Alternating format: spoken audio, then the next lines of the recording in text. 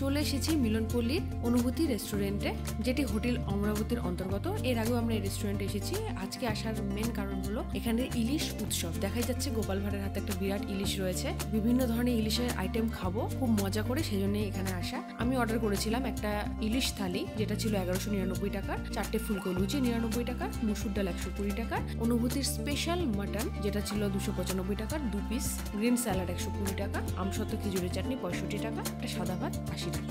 ইলিশ থালির মধ্যে ইলিশের বিভিন্ন ধরনের আইটেম ছিল।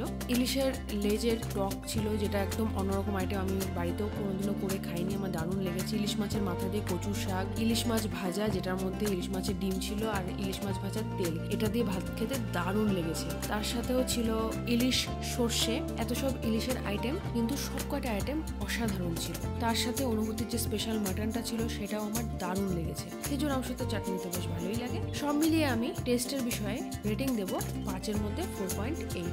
সব মিলিয়ে বিল হয়েছে 2077 টাকা। দামটা অনেকটা বেশি মনে হলেও খাবারের টেস্টগুলো ছিল অসাধারণ।